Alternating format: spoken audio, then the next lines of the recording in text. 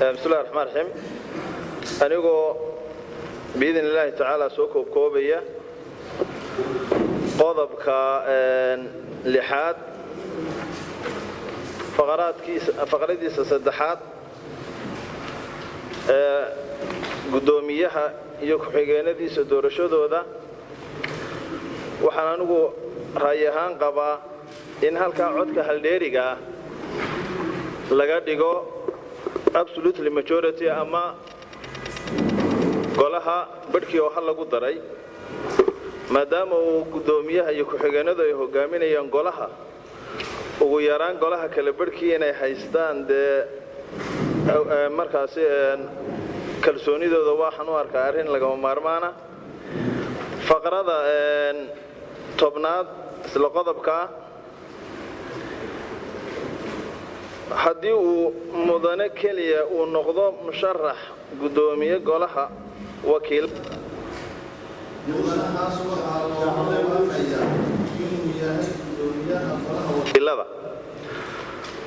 faqradana waxaan qabaa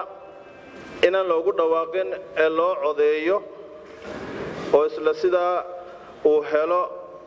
kalsoonida mudanayaasha ugu yaraan kala badh hal lagu daray faqrada 13aad isla qodobka murashaxa ugu codka bata waxa uu ku guuleysanayaa in uu noqdo gudoomiyaha golaha wakiilada anoo taa hore tixraacaya hal lagu daramaan lahayd ee hela aqlabiyad buuxda qodobka 7aad ee ka hadlaya qaab dhismeedka maamulka golaha faqrada ba waxa ku qoran qaybta aan la dooran oo noqonaysa xoghayn iyo la taliyayaal uu madax u yahay xoghayaha guud marka intaas laga saarabaan leeyahay oo qodobka ha noqdo qaybta aan la dooran oo noqonaysa xoghayaha guud xoghaye ku-xigeenka xafiis la talin sharci iyo waxa aan tiradoodu ka badnayn 10 iyo wixii la halmaal iyo qodob markaas faqra shanaad oo lagu daro oo ah shaqaalaha kale ee golaha marka halka xafiiska la taliyayaasha xafiis baan aanu ka dhigi lahaa xafiis la talin maadaama dastuurkeenu uu qoraayo xeer kasta oo ka hor imanaya shariicada islaamka oo waxba kama jiraan la taliyayaashaasina ay ka mid noqdaan la taliye ugu yaraan mutakhasis ku ah shariicada islaamka oo ugu yaraan PhD qodobka 20aad qodobka 20aad page-ka 22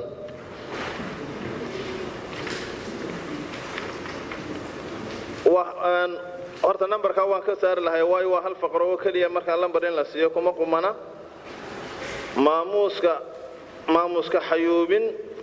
maamuska xayuubinta madaxweynaha iyo ku-xigeenka intaasaan raacin lahaa halkaasuna lagu daran oo dhan lahaa way madaxweynuhu kaliya ku xusan xagga ciwaankana madaxweyne ku-xigeenku waa ku lamaan yahay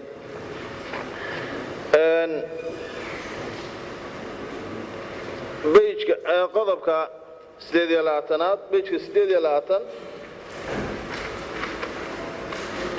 gudoomiyuhu waxa uu mudanayaasha u sii shaacin doonaa maalinta uu imanayo wasiirku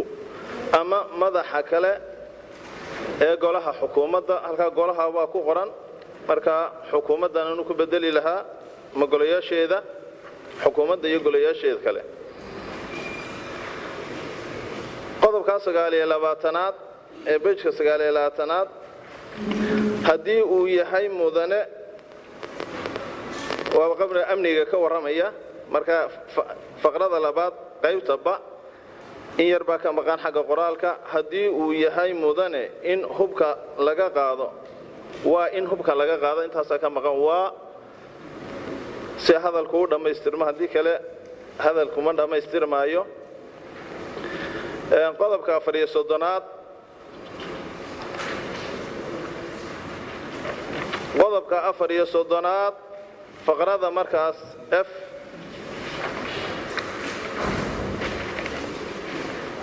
ertaybin weeyaan markaas qaybta f halka marka qabyo qoraalka qaybo yo ayaa yaro qoran marka qalad madbuuciyo marka ku jira isla qaybta markaas h faqradeeda ay qodobkaasi iyo qodobka 38aad faqradiisa afraad waa labada faqra waxba isla sheegaya oo waxa sheegeen xeerarka guurtida marka ama golaha guurtida markaas u gudba haddaan guurtidu markaas ku soo celinin ama kaga soo jawaabin bil gudaheed inuu yahay markaas sidiisii hore ansax ku noqonayo marka labada faqra waa isku mid marka waxaan dhan lahaa mid ahaan hala tuuro way uu soo laba noqday oo qodobka 38aad faqradiisa afraad iyo intaas waa isku macna guud bay wada sheegayaan qodobka 36aad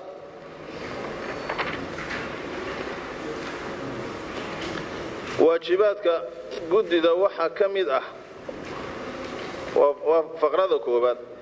inay hubiyaan in mashruuc sharcigu waafaqsan yahay shareecada islaamka halka lagu darayaan dhan lahaa iyo dastuurka waxa ku qoran kaliya dastuurka kaliya xeerarkeena in dhammaan shareecada waafaqsanaadaan waa arrin laga maarmaan ah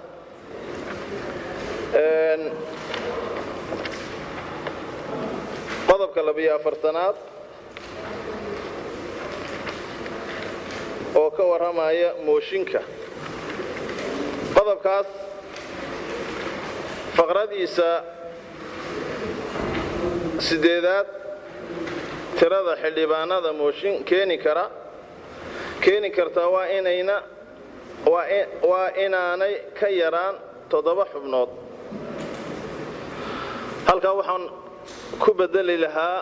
11 xubnood oo noqonaya golaha thumunkii maadaama dhaxalka ilaahay qaybiye dheefta ugu yar ee markaa dhex la qaatay markaa tahay 8 meelood oo meel ama 1/8 waxaan odhan lahaa golaha 11 ha laga dhigo xubnaha soo jeedin kara markaasi mooshin oo 7 xubnood sayna mooshinada laftooda inoogu badanin waa soo jeedin lahaa taana qodobka 52aad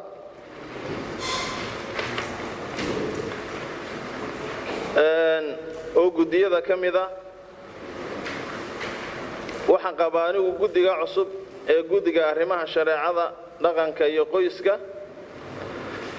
in lagu lamaaneeyo gudiga arrimaha bulshada sidii horena loo daayo haddii kale arrinta waxbarashada la raaciyo oo laga dhigo gudiga arrimaha shareecada dhaqanka waxbarashada dhaqanka iyo qoyska maadaama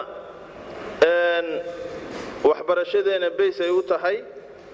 barashada islaamka sida qodobka 15aad ee dastuurka markaas ku xusan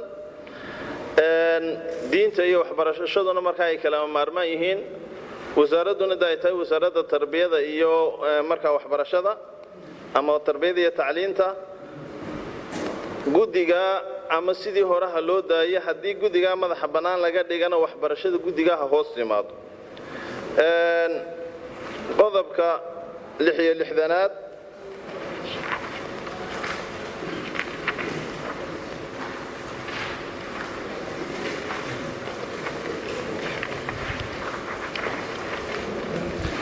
faqradiisa afraad haddii mas-uulku ku iman waayo yeedhmada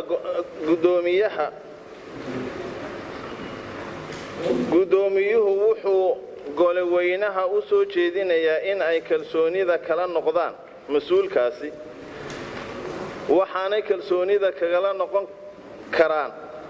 cod haldheeriya marka inta tacbiirka cod haldheeriya uma qoran marka intay kalsoonida kagala noqon karaan cod haldheeriya intaasan ku dari lahaa qoraal ahaan ugu dambayn qodobka